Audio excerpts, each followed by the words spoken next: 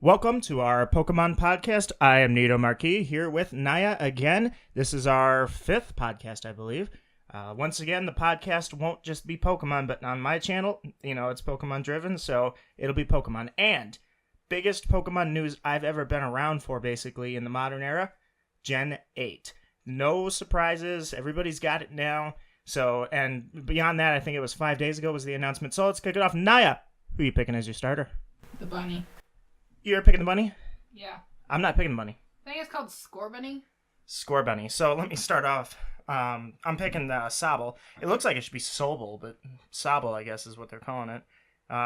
So immediate thoughts. I want to clarify before we keep going here that this is not an analysis video. This is our podcast of our thoughts from people who have played Pokemon for a very, very long time, or at least I have, and I wanted to go through my thoughts and projections, not necessarily analysis or leaks or anything that you think you'll see from somebody who's trying to point out what we missed. No, this is straight up thoughts. So let's start with the starters then. What are your thoughts on the three starters, Naya? That's a great question. Originally, I was kind of surprised, but then the longer I've been online and looking at this stuff, people are comparing them to the Powerpuff Girls and just like all kinds of memes and stuff that I've seen. I can definitely agree with that. When they first came out, I was like, "Oh, that's awesome! The starters, they look like fake mon." Yeah, I personally feel as if as soon as I saw the bunny, well, not as soon, but the more that I see Scorbunny, the more I feel like I've seen something like it before, but I can't place it. Well, think of this. And this goes for any of the people out there that want to pick Scorbunny. You had Bunnelby. Oh, look at the little adorable bunny. And then he evolves and he looks like he maybe got like a dad body and, diabetes. And he's got strong arms but a big belly. But I've always gone with the fire starter. The only exception was, I think it's Gen 7. I picked the owl. So, for me, I was strictly water all the way through, including Sobble. The only one was Totodile, which that's kind of strange to think that it's been years since we didn't have the full picture beforehand. Basically, you picked a starter, you didn't know what you were going to get when it evolved. Now that the images are out there. So we have, before I say anything about the starters, we have 5 Pokemon in Gen 8. We have Grookey, Scorbunny, Sobble, Meltan, and Melmetal. With Meltan and Melmetal, Meltan, it grew on me pretty quick. At first, I'm like, this thing looks ridiculous. It grew on me. Melmetal came out, and I'll be honest, it kind of hurt the image for me. My hype died for Meltan because Melmetal just seemed ridiculous, especially as the flagship amazing announcement for Let's Go. Then in the anime, if you watch Meltan, that's going to change your opinion entirely. That said, going to the starters, here are my thoughts. Grookey is a grass monkey. We've had a fire monkey before. We might as well have a grass monkey. Not only that... Wait a minute. There was a generation where they had 3 little monkey-looking things: water, fire, and grass. Yeah, that was Gen 5 with Pansage, the trio, let's call them, the 3 monkeys, because the Pansage trio was the original monkeys, and I'm not talking about Chimchar. That was a one-and-done thing. So regardless, Grookey the grass monkey, I think it's fine as a starter, but not my favorite. And we don't have the full evolutionary line. I don't know how that's going to impact it. We have Scorbunny, which originally I thought Scorbunny not only looked like a fake mon... Pansage, Pansear, Panpour. Right, the three monkey trio. Scorbunny, didn't it seem... I understand it works on 2 levels. It's like Mareep works on 2 levels with the name. Mareep is an anagram of Ampere. And at the same time, Mareep sounds like sheep and electricity. It works on 2 fronts. Same thing with Scorbunny. Scorch means fire. And then score like a soccer goal. I'm sorry, football goal for you across the seas here. That would be a working on 2 levels thing there. Fire and score like a goal. And, there's stadiums that are involved with Gen 8. At the same time, Scorbunny just sounds like they gave up naming that thing halfway through. Score, bunny. Sobble, on the other hand, Sobble looks like he might have a lot of potential for me. The reason why I've been kind of quiet and then jumping in is because I had to grab my phone to look up the trio monkeys, and then I pulled up the starters to look at them again. And I could not figure out what Sobble was, but it's like a lizard, apparently. and then of course the monkey. But every time I look at Scorbunny now, I feel like I've seen it before. What, the Trix Rabbit? No, like I feel like I've seen it like it's a Digimon or something. But I even tried looking that up and I couldn't find what I was looking for. Well, regardless, Sobble to me has the most potential. You're going with Scorbunny, and when the evolutionary line comes out, that's gonna tell a lot more. Now, I do have to point out, last night Tepig was actually trending on Twitter, and I had to wonder why Tepig of all Pokemon was trending. Apparently, Tepig doesn't have a lot of fans out there. There's a lot of people that hate that little guy. I don't know about you, but I hope that they don't do what they did to Tepig, and that is Tepig to me as a starter looked great. It was an adorable little pig. And then the next two evolutions, Pignite and Emboar, I was questioning my life decisions if I picked that starter. Versus Oshawott. To me, Oshawott looked horrible. What a bland Pokemon. It evolved into Duat, even more bland. Like, what is he supposed to be, a kung fu shell-wielding thing? And then when Samurott gets there, you're like, all right, you beautiful, beautiful beast, sweep that Elite Four. So that's enough about the starters. Let's talk about the trailer itself. So everyone is talking about this because it is amazing. I don't want to say that Let's Go kind of set the bar low and then everybody was happy to get back to the main core. However, just from a pure marketing standpoint, I do think that they did very well in how they first released Let's Go. Then we get here, we're no news. Everybody's waiting, speculating Gen 8, what's going to go on. And then coming up on Pokemon Day, after no news on the Direct, we get this amazing graphics in the new trailer. We get Detective Pikachu, which drops a second trailer, which everybody that thought the first trailer, if they were weirded out or if they weren't sure about it, all of a sudden loved that trailer. Looked great. I'm going to play the game before I even see the movie. And then after that, Pokemon Day, and just everything lined up perfectly. We have 5 Gen 8 Pokemon now. So I think the new trailer overall looked great. Let's talk about the UK region. What do you think of those graphics? And to put it in perspective before I keep going, compared to Gen 7, these graphics are a huge step up. Compared to Let's Go, though, they've actually changed the style. Let's Go almost looked cartoony versus what we've got now. What do you think of what you saw? Well, that's a big step up from the graphics that we've had on the DS for the past Pokemon games. Yeah, I like the graphics. It's kind of up there with the Pokemon Let's Go for me. Yeah, I'm not disappointed in the graphics. They've made it look really good. Is the 3DS dead? Probably. I enjoy the 3DS, but let's be honest. We've got an HD system with more graphics capabilities than the 3DS, and it can go on the go. No, it doesn't have the 3D, but how many people were truly using the 3D anyway? I think the Switch has officially put the 3DS down to lay to rest. Other than that, the trainers. What do you think about those trainers? The whole UK region. Now, let me precede this by saying I don't know England. I don't know Scotland. I don't know the UK very well at all. But from what I'm hearing, this is based on the UK. There were even rumors that this would be based on the UK, like leaks. But there's also people arguing, no, it's not exactly the UK. There's places outside the UK, like Scotland, that it's based on. What do you think the trainers look like? I think they look, not only do I think they look amazing, but if you look at the actual trailer where they're carrying their luggage, like the guy, he's carrying a whole trunk on his backpack. I think that may possibly hint that we could have some trainer customization here. So I realize what you're referencing, and I'm kind of curious if it would be customization, but part of me feels like it's probably just a... How do I say this? Like a regional styling. Yeah. Yeah, I kind of get that too. Maybe we're reading too much into that one. To me, it was like, I wonder if we can get some customization. Although they never did. They would have shown that, I think. That would have been something they would want to show. They definitely captured the style of wherever the region they're looking for is. Again, it's supposed to be UK. So I had this later, but I just want to talk about it now.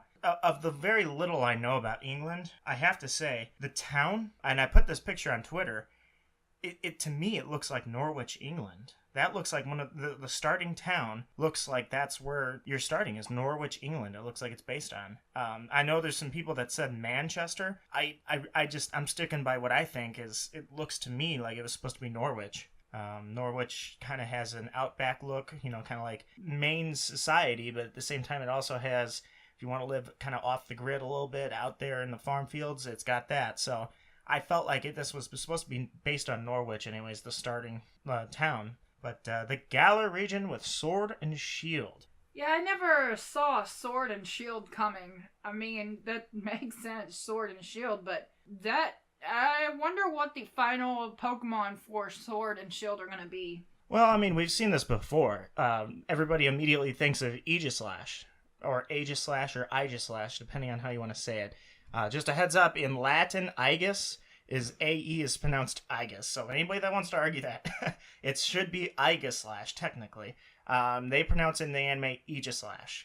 But regardless, that came to mind. Everybody was saying, wow, how come Aegislash didn't come out then? Well, think about this. Gen 3, we got Lunatone and Solrock, and 4 generations later, we got Sun and Moon. So, Aegislash in Gen 6, Sword and Shield in Gen 8. I think it's a good name. I'm going with Pokemon Sword myself. What about yourself? I'm not even really sure. I know that I said I would pick Scorbunny. Right now, I'm not even 100% sure that I would pick up a copy of the game and play it. Oh, you have to. You have to. That's, that's...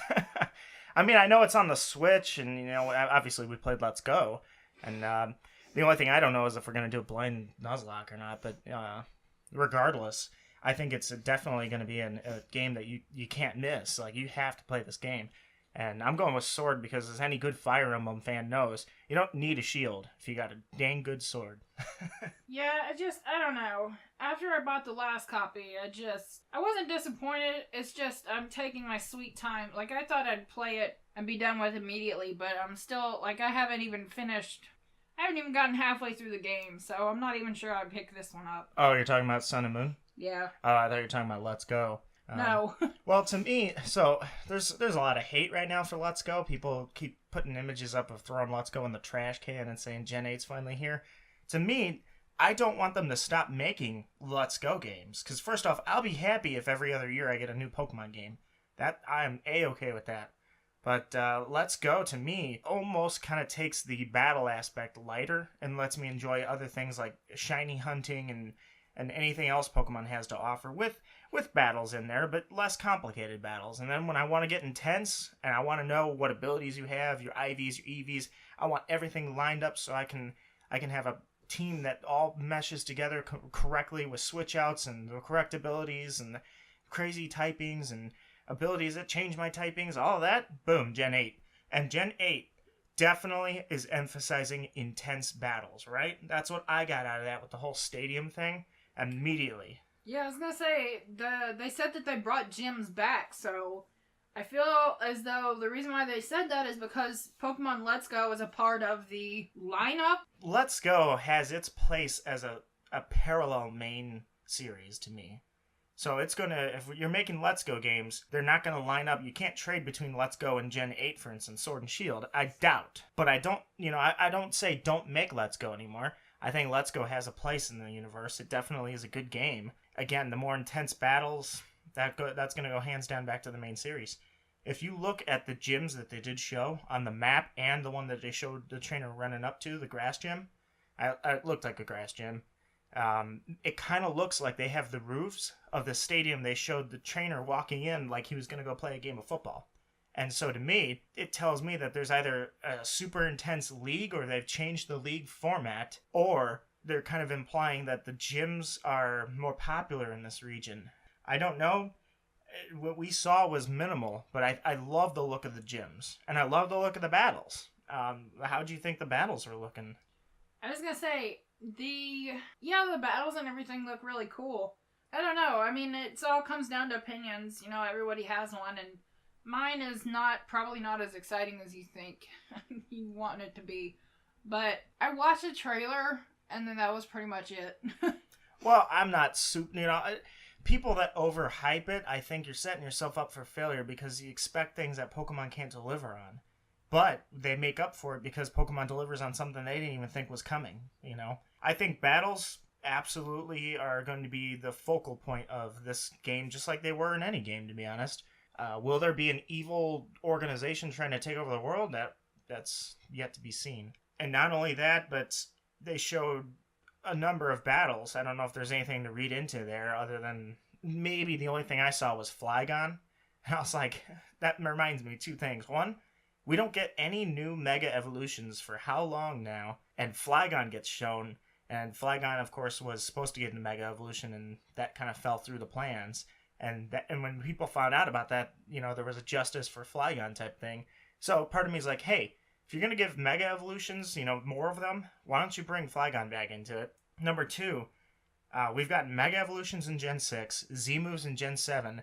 I'm curious where they're going in Gen 8 with anything like that. They're trying to make battles more and more intense. The next one I have here is anything we read through in the trailer. Did you see anything that stood out that indicates maybe what else is going on that wasn't said? To me, I saw, if you look in the trailer, when he's in town, the male trainer, there are a bunch of flags with symbols on them.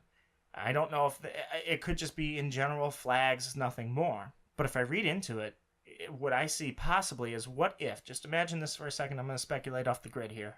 What if those flags were actually like houses of nobility?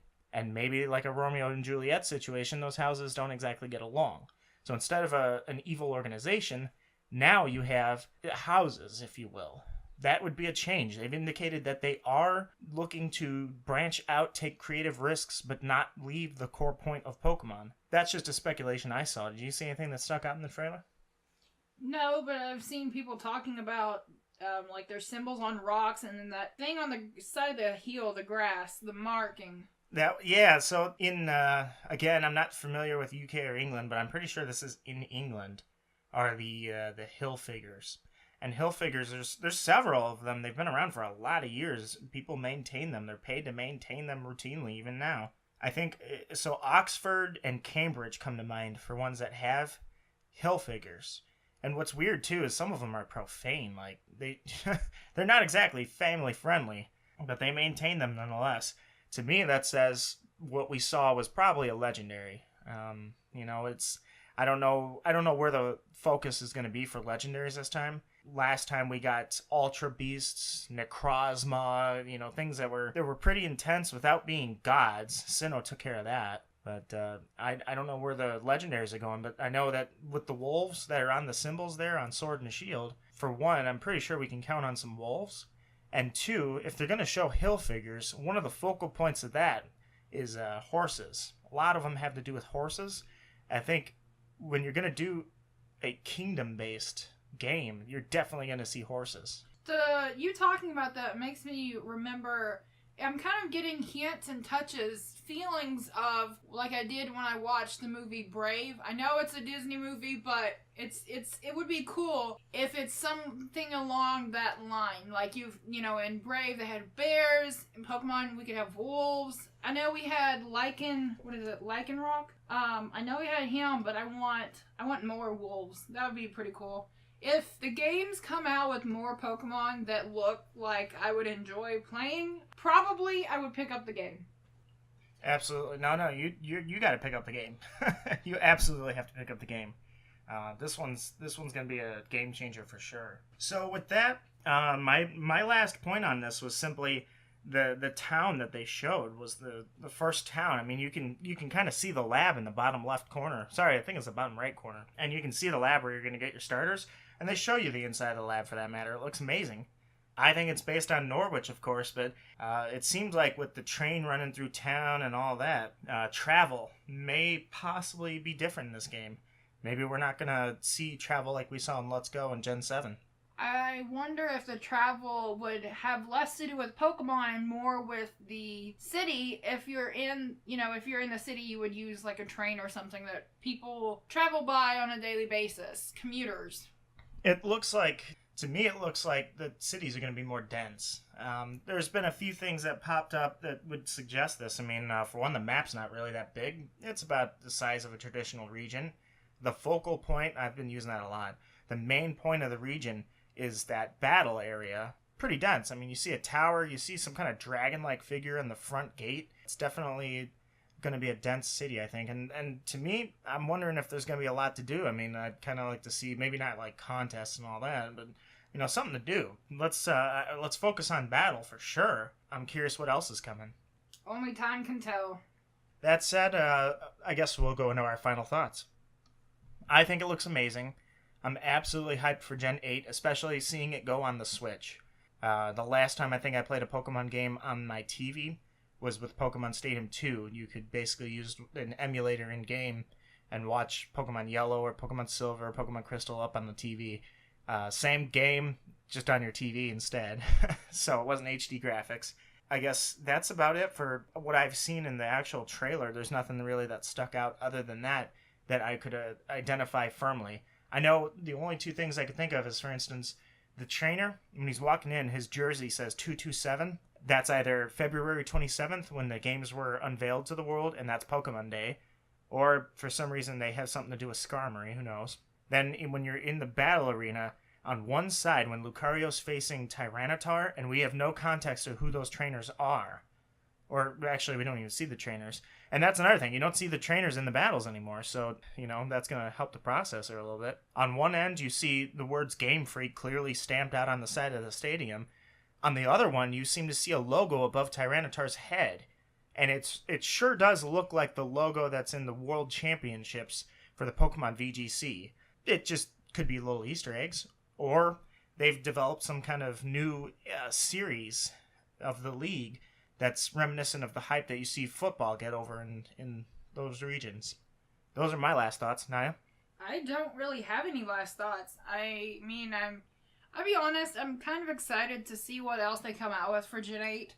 But as it stands right now, I'm not going to get the game. I know you said that I should, and I need to, but ultimately it comes down to what else they come out with for Gen 8, and then I'll make up my mind. Well, it's going to be hard persuading you, but I know I'm going to get to you. By the way, they did not announce a third game. I don't care how many memes come out. It's Sword and Shield right now. There's nothing else. What else could it be? You haven't seen the memes. I will show you. What, the gun? The gun, staff, nuclear warheads, everything. Okay. They've just been taking it and running. But either way, so that's my immediate thoughts. Not as super exciting, let's say, as the initial reaction to just seeing us finally get a new game, because Nintendo's not entitled to let us know when or if there is a new game. Demanding it doesn't help, but yeah, we all knew something was in the works. It's just so nice to finally see something that popped out of it.